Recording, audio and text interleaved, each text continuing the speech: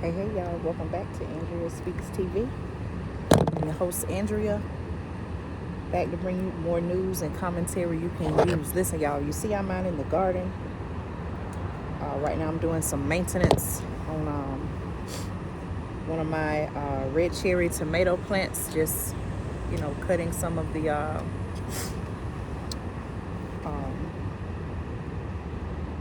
extra limbs up and everything. Not limbs, y'all know what I'm talking about. These pieces right here that, are not necessarily needed. Listen, I wanted to come on. It also kind of looked like, I don't know, I know it's getting dark, but it almost kind of looked like it's going to rain. I don't know the forecast right offhand, but I really wanted to come on and just kind of give my thoughts on the Supreme Court ruling on affirmative action regarding colleges and universities. Do you all see, or have you all seen that story in the news? Are you aware of what I'm talking about? Y'all let me know in the chat. Okay, of course I want to know your thoughts. My reaction is pretty straightforward. I know the camera is right here, y'all, but I'm so used to kind of looking up. I have my phone on like the landscape orientation, so even though I'm looking here, I know the camera is actually right there. Okay, so y'all don't let that throw you off. Listen to the message, right? My reaction to the ruling, okay, if you're wondering what I'm talking about, today the United States Supreme Court, okay, justices issued a ruling pretty much saying, you can do your research on it as well, pretty much saying that colleges and universities can no longer use race, okay, as a deciding factor in the admissions process. From my understanding and my research, for the past 20 years, I believe, there has been, and you all can, chime in, correct me if I'm wrong, but for the past, I believe, almost 20 years, there has been special consideration given to what are called, minorities, which, by their terms, right, include black students, Hispanic students. There may be other groups, I'm not sure. And so now with this ruling, so basically to kind of, based on what I read, to kind of give you an idea of how things even got to that point, they were basically saying that at one school, so the two colleges and universities that I saw were that presented cases, or students presented cases against these colleges and universities. One was Harvard University, and another was a school in North Carolina. I don't want to say the name because I don't want to get it mixed up, right? White students at one school and white and Asian students at another. And so basically what their case is that the admissions processes at both schools was doing what they termed discriminating against them. You can, like I say, you can do your research on that. But what I want to say is, what do you expect with the ruling? When have, right, past and present, okay, when have things truly, really and truly been fair concerning education? Okay, let's stay on the topic of education here. I've had the chance to just while I'm sitting here working in the garden, I've had a chance to listen to some videos, listen to some reactions, different groups, different news sites, different individuals, including former President Barack Obama. I heard that he issued a statement.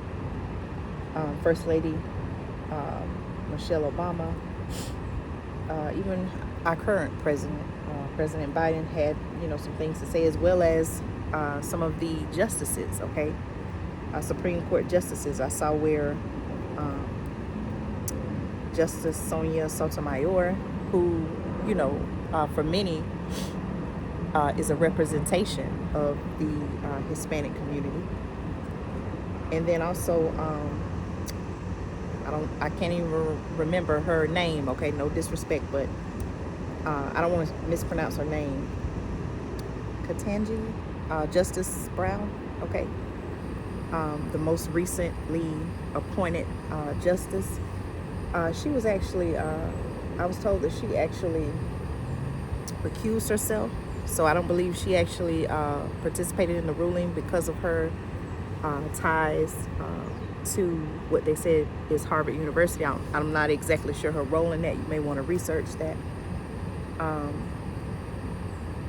So, for whatever reason, based on the facts, the information that was presented in the case, the Supreme Court justices made their ruling. Okay, and again, I asked the question, what do you expect?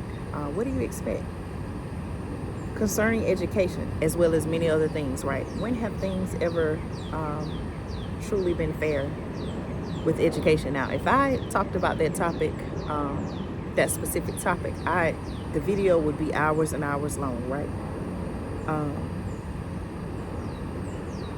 A lot of people, just based on my initial research, a lot of people, a lot of groups, including students, and I'm not saying people should not be upset, right?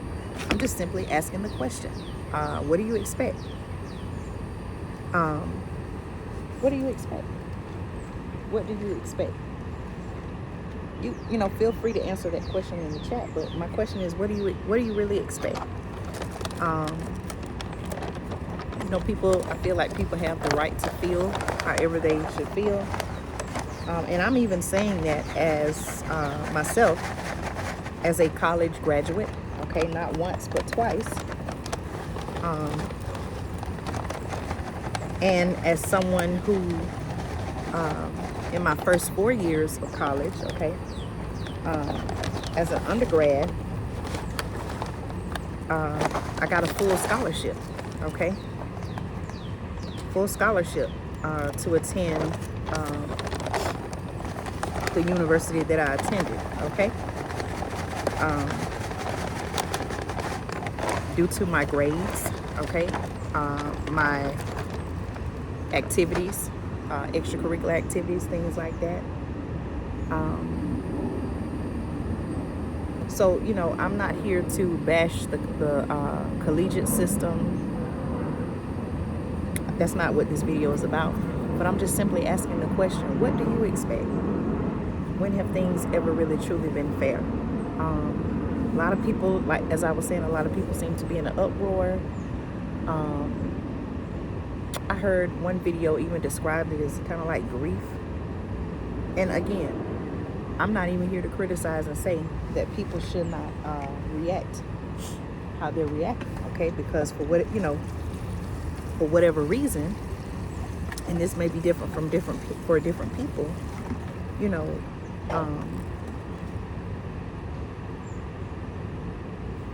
college education may have a different level of importance, maybe to some more than others, for whatever reason, right? Not saying it's right or wrong. But then it seems like there's also, and I don't know who or how this was put out there, but there now seems to be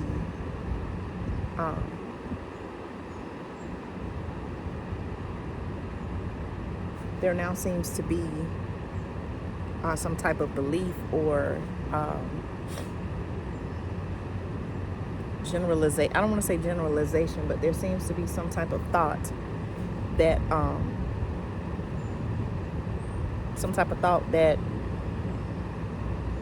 now it's going to be harder to go to college, okay? And to that I say, and I'm just going to speak specifically to the Black community because I am a Black woman.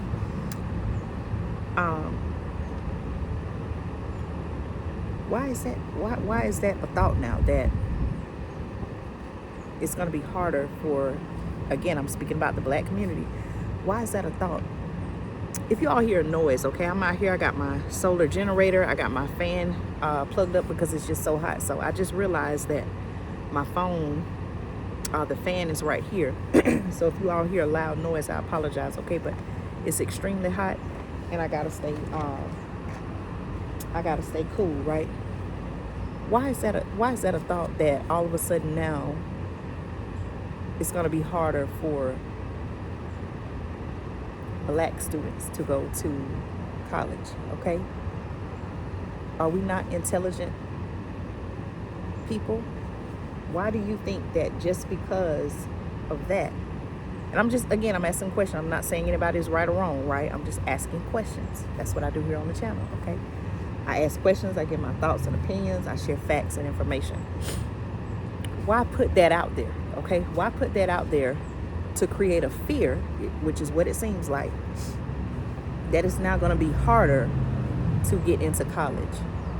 I don't know if there was a thought that students receive priority or preferential admission when they otherwise wouldn't be qualified, and they receive that preferential admission over others who were qualified. I don't know. Someone was trying to bring up that point as well. I'm not exactly sure about that. If you're wondering, we're almost 12 minutes into the video. If you're wondering what is this over her face, this is a mosquito net, y'all. Okay. So when I work in the garden, oftentimes I wear this just to kind of protect my face, so I won't have to keep going like that. Okay. Don't, again, pay attention to the message. Don't let it throw you off. Why create that fear? Now they say statistically, I believe in the state of California, there was a time, I don't remember the year, you can research this, but they were saying that in California, they had already eliminated affirmative action, essentially, in the admissions process for colleges and universities. And they were saying that there was a drastic decline at certain colleges and universities, which I'm assuming they're saying led to a less diverse population at the college and university.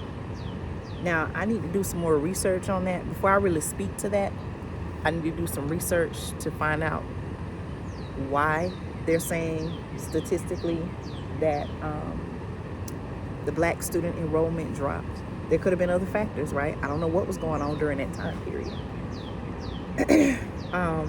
But to put the fear out there that all of a sudden it's going to be harder to go to college, as if students were just put into the schools, as if our students are not smart, educated, intelligent. I don't think that should be put out there to create a fear that, oh, you're not going to be able to go to college because you're black, and they took away affirmative action. But again, when have things ever really been fair and worked to the favor of everyone? Now, I did also see where they want to strengthen diversity and inclusion at colleges and universities. Schools are supposed to put a plan in place. So I'm gonna, do some more research about that. We've talked about diversity, equity, and inclusion, DEI. I see it abbreviated here on the channel. And you all know that goes, very, very deep with that. But here's really what I want to say, and this is my kind of overall reaction, right? I know the Supreme Court ruling specifically mentioned colleges and universities and how they use race in the decision making regarding admissions, right? I guess a certain schools are supposed to correct me if I'm wrong, right? But schools have a certain, I don't know if it's a certain percentage or a certain number, but they allow for a certain, I just say certain number, right? Certain number, certain percentage of minorities, there, they call it, that they accept each semester or a year, or however it's determined, right?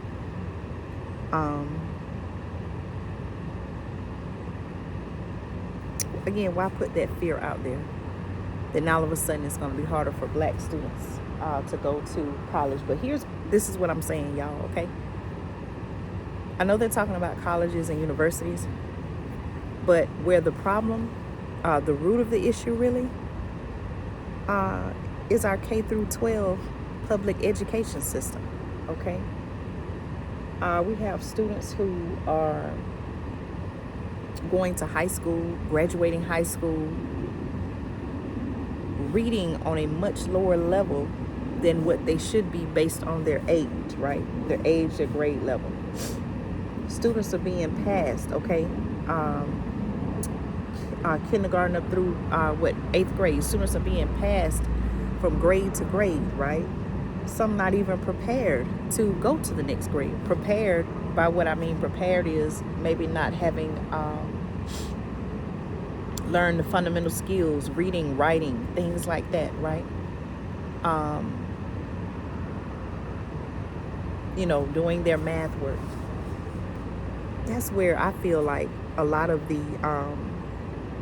issues lie, okay? So, and again, I'm just speaking in general right here. I'm not speaking to any specific group, because that's being seen across all groups, okay?